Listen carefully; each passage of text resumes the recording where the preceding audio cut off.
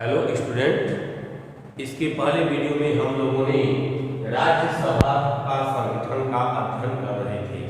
राज्यसभा के संगठन के तहत जो है सदस्यों की संख्या के बारे में हम लोगों ने विस्तारपूर्वक चर्चा किया था।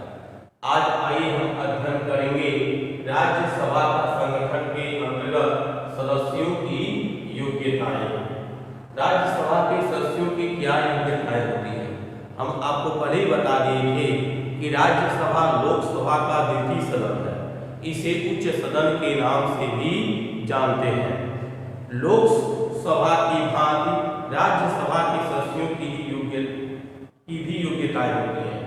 जो योग्यताएं लोकसभा के सदस्यों की होती हैं वही योग्यताएं राज्यसभा के सदस्यों की भी होती हैं।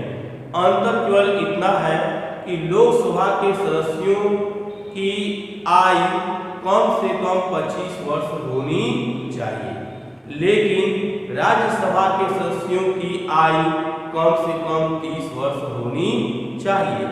इसके अतिरिक्त जो योग्यताएं लोकसभा के सदस्यों की हैं वही योग्यताएं राज्यसभा के सदस्यों की भी होती हैं। तो देखिए दिया भी है, राज्यसभा के सदस्यों के लिए वे ही योग्यताएं हैं जो लोकसभा के सदस्यों के लिए हैं। राज्यसभा के सदस्यों के लिए वही योग्यताएं हैं जो लोकसभा के सदस्यों के लिए हैं।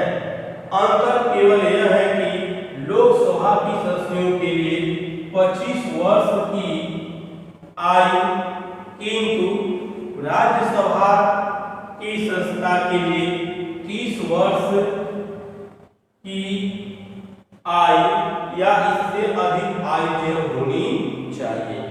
और सब जो योग्यता लोकसभा के सदस्यों की है वही योग्यता राज्यसभा के सदस्यों की है।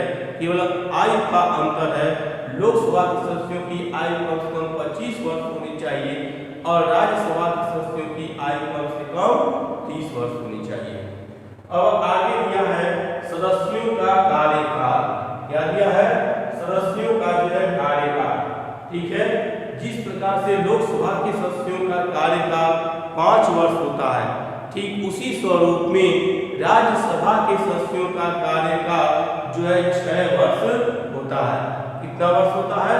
6 वर्ष होता है। प्रत्येक दूसरे वर्ष 1/3 सदस्य अपने पद से सेवानिवृत्त होते हैं और नए सदस्य जो पदों को क्या करते हैं? ग्रहण करते हैं। तो इस आधार पर इनकी कार्यकाल जो 6 वर्ष होती है। देखिए, राज्यसभा एक अस्थायी सदन है जो कभी भंग नहीं होता। इसके सदस्यों का कार्यकाल 6 वर्ष है। कितना वर्ष है? 6 वर्ष। इनके सदस्यों का कार्यकाल कितना है? 6 वर्ष। और राज्यसभा के 1/3 सदस्य प्रति 2 वर्ष बाद सेवानिवृत्त हो जाते हैं। प्रत्येक 2 वर्ष बाद जो सेवानिवृत्त हो जाते हैं। इस आधार पर इनका कार्यकाल जो 6 वर्ष का होता है। जैसे मान लीजिए प्रत्येक दूसरे वर्ष 1/3 सदस्य, तो 1/3 तीन ग्रुप में ए, बी और सी ग्रुप ले लीजिए। ठीक है, तो प्रत्येक दूसरे वर्ष जो है यह सी ग्रुप अपने पद से सेवानिवृत्त हो जाते हैं और बी जो है सी की जगह पर पहुंच जाते हैं और ए जो है बी की जगह पर पहुंच जाते हैं और नए सदस्य ए के स्थान पे जो है पहुंच जाते हैं। तो इस स्वरूप में 2 वर्ष और 2 वर्ष प्रत्येक की आयु कितने वर्ष की हो जाती है?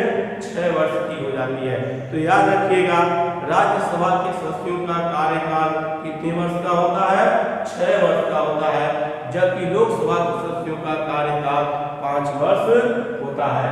तो मेरे प्यारे बच्चों, प्रतियोगी परीक्षाओं में क्वेश्चन पूछता है।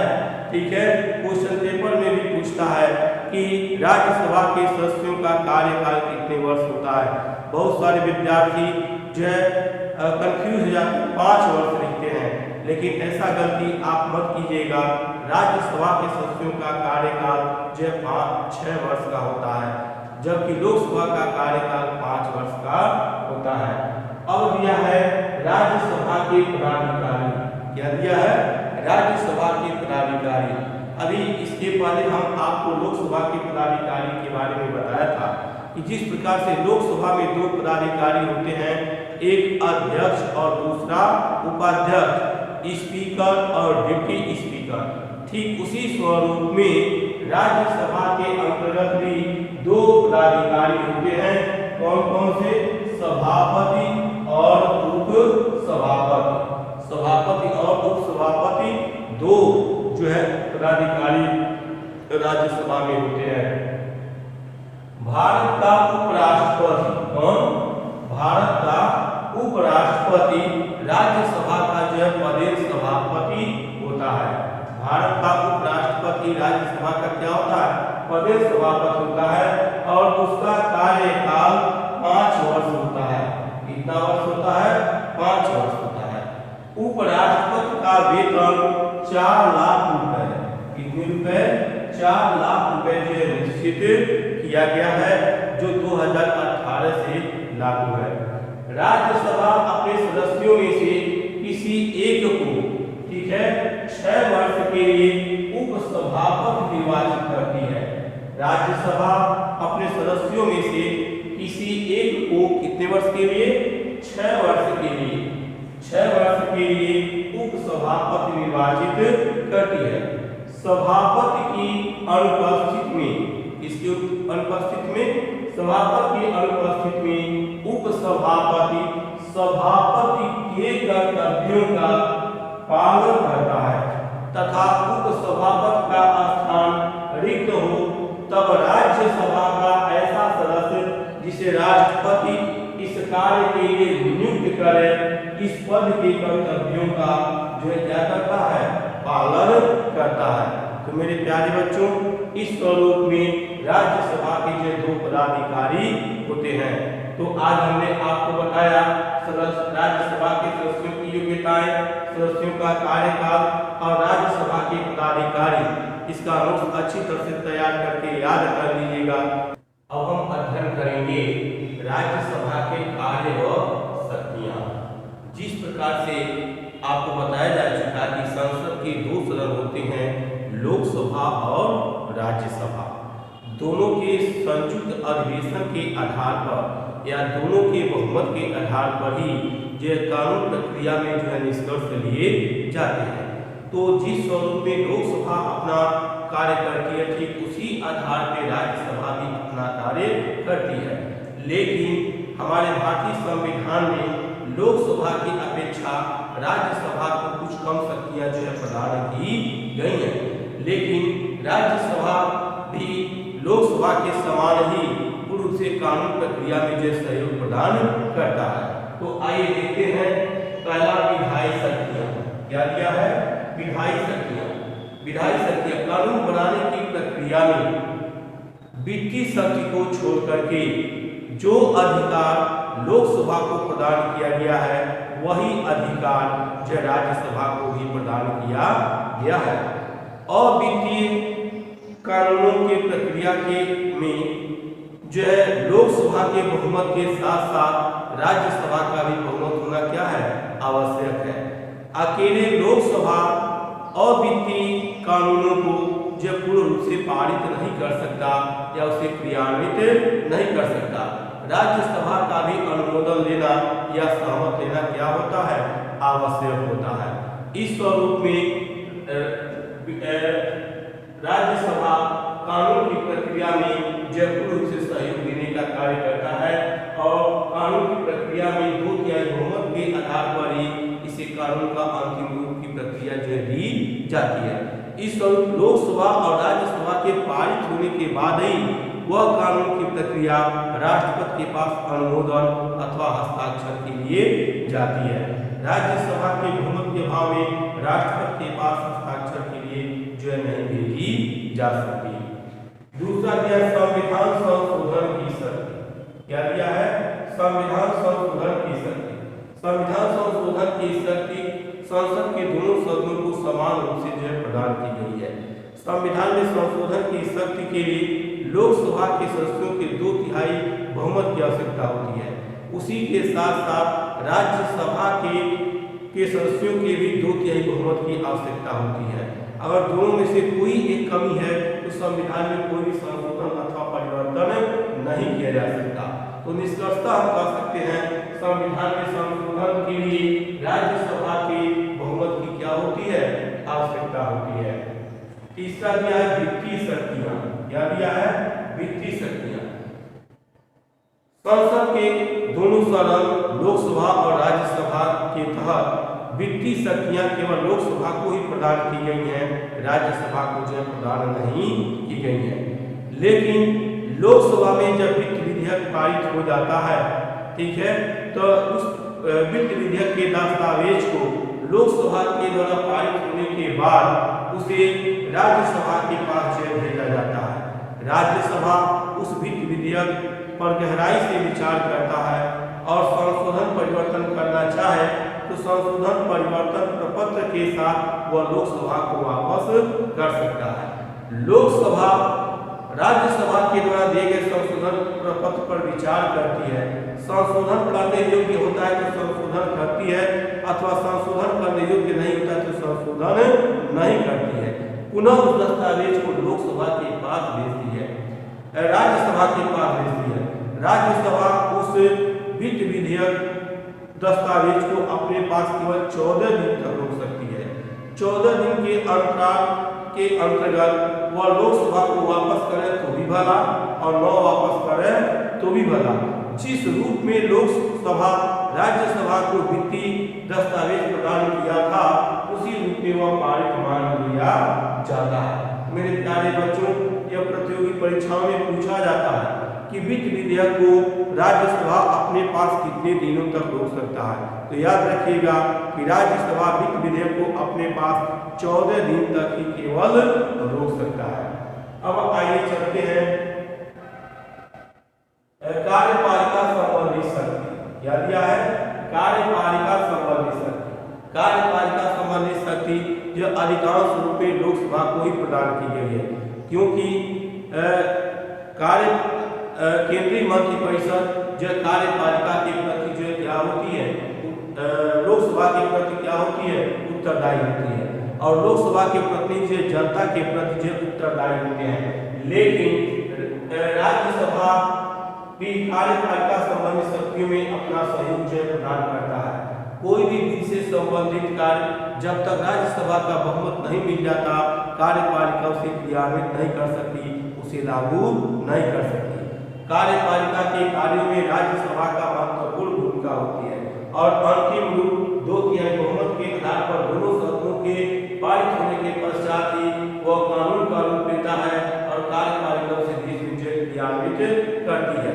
तो निष्कर्षतः हम कह सकते हैं कि राज्यसभा के बहुमत के अभाव में कोई भी विधि जो कानून का रूप नहीं ले सकता और न ही कार्यपालिका के द्वारा उसे पूरे देश में क्रियान्वित किया जा सकता है। पांचवा दिया है विविध शक्तियां। क्या दिया है, विविध शक्तियां।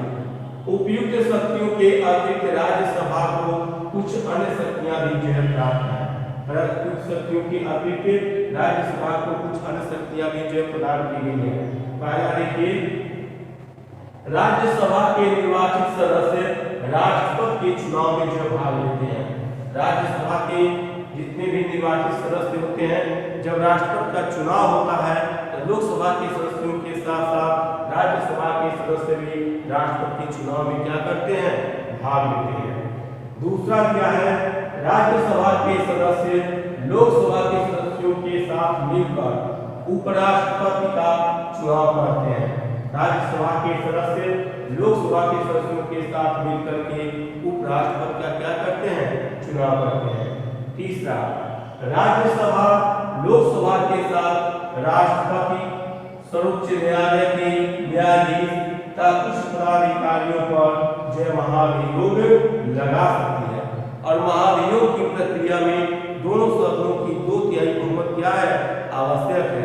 किसी एक सदन के द्वारा पारित करके किसी भी पदाधिकारी के ऊपर जो महाभियोग की प्रक्रिया लागू नहीं किया जा सकता। महाभियोग का प्रस्ताव तभी पारित समझी जाती है जब दोनों सदन इस प्रकार के प्रस्ताव को क्या कर लेते हैं, स्वीकार कर लेते हैं। चौथा दिया है, आपातकाल में दोनों सदनों का पृथक बहुमत क्या है, आवश्यक है। जब देश में राष्ट्रपति के द्वारा आपातकाल की घोषणा की जाती है तो ऐसे परिस्थितियों में 1 माह के अंदर उसे दोनों सदनों का 2/3 बहुमत, अलग अलग बहुमत जो प्राप्त करना क्या है, आवश्यक है। मान लीजिए लोकसभा अपना बहुमत आपातकाल के संदर्भ में ले लिया और राज्यसभा नहीं लिया तो राष्ट्रपति के द्वारा लागू किया गया आपातकाल की घोषणा जो समाप्त हो जाएगी। इसलिए आपातकाल की घोषणा जब राष्ट्रपति लागू करता है तो 1 माह के अंतर्गत दोनों सदनों का जो बहुमत होना क्या होता है, आवश्यक होता है। तो मेरे प्यारे बच्चों, यह रहा आपके राज्यसभा के कार्य और शक्तियां। इसको नोट्स के कॉपी में तैयार कर याद कर लीजिएगा। आइए अब हम अध्ययन करेंगे लोकसभा और राज्यसभा की तुलना। लोकसभा और राज्यसभा के बीच क्या तुलना वो देखने को मिलती है या इन दोनों के बीच क्या अंतर है। देखिए, लोकसभा और राज्यसभा का तुलनात्मक अध्ययन या दोनों के पारस्परिक संबंधों का अध्ययन निम्नलिखित शीर्षकों के अंतर्गत जो है किया जा सकता है। जिसमें पहला दिया है नामांकन के संबंध में। क्या दिया है, नामांकन के संदर्भ में। आपको पहले ही बताया जा चुका है कि संसद के 2 सदन होते हैं, लोकसभा और राज्यसभा। और ये भी बता दिया गया है कि संसद के 3 अंग होते हैं, राष्ट्रपति, लोकसभा और राज्यसभा। अगर लोकसभा और राज्यसभा के नामांकन के संदर्भ में अंतर हम देखें तो आइए सबसे पहले हम लोकसभा का बताते हैं। लोकसभा को लोकप्रिय सदन भी कहते हैं, लोकसभा को जनप्रिय सदन भी कहते हैं, लोकसभा को प्रथम सदन भी कहते हैं, लोकसभा को निम्न सदन भी कहते हैं और लोकसभा को हाउस ऑफ द पीपुल्स के नाम से भी जानते हैं।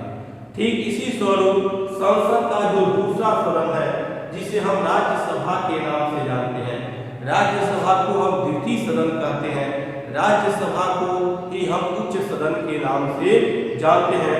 इसको काउंसिल ऑफ द स्टेट्स भी के नाम से भी जाना जाता है। तो इस स्वरूप में नामांकन के संदर्भ में लोकसभा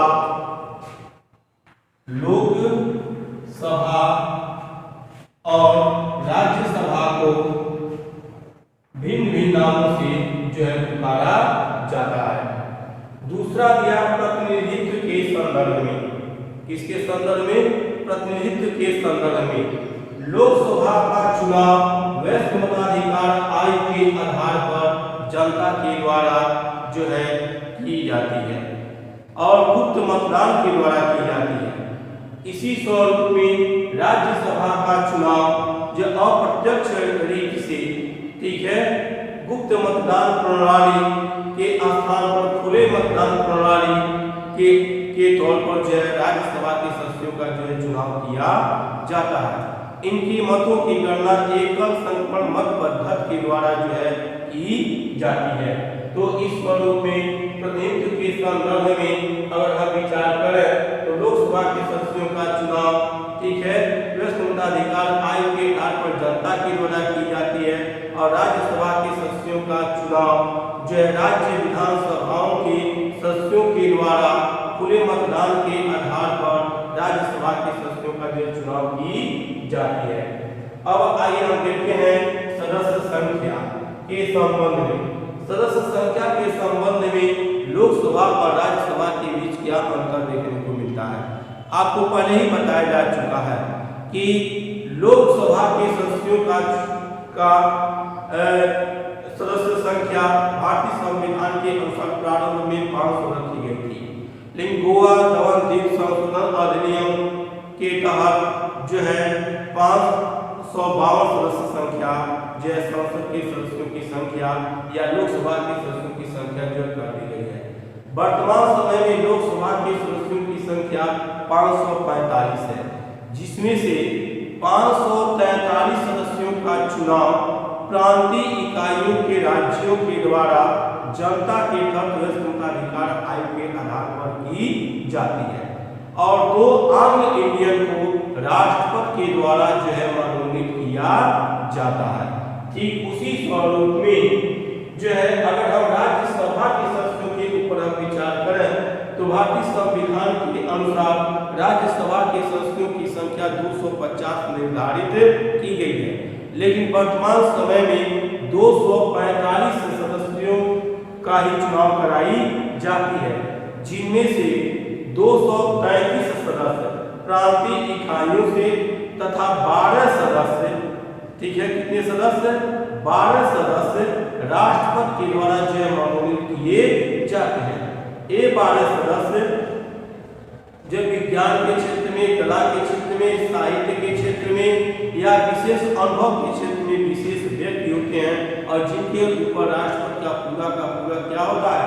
विश्वास होता है। ऐसे 12 व्यक्तियों को राष्ट्रपति के द्वारा राज्यसभा में मनोनीत करने का जो कार्य किया जाता है। अब आइए देखते हैं निर्वाचन के संबंध में। इसके संबंध में, निर्वाचन के संबंध में लोकसभा के सदस्यों का निर्वाचन वरिष्ठ मताधिकार आयोग के आधार पर जनता के द्वारा की जाती है, जबकि राज्यसभा के सदस्यों का निर्वाचन विधानसभा के सदस्यों के द्वारा गुप्त मतदान के स्थान पर खुले मतदान के रूप में जो है की जाती है। अब अगला दिया है कार्यकाल के संबंध में। कार्यकाल के संबंध में अगर हम विचार करें तो लोकसभा का कार्यकाल और राज्यसभा के कार्यकाल में अंतर है। लोकसभा का कार्यकाल 5 वर्ष का होता है। कितने वर्ष का होता है? 5 वर्ष का। जबकि राज्यसभा का कार्यकाल 6 वर्ष का होता है। कितने वर्ष का होता है? 6 वर्ष का। राज्यसभा के सदस्य प्रत्येक दूसरे साल 1/3 सदस्य सेवानिवृत्त होते हैं और नए सदस्य उसमें जो सम्मिलित होते हैं।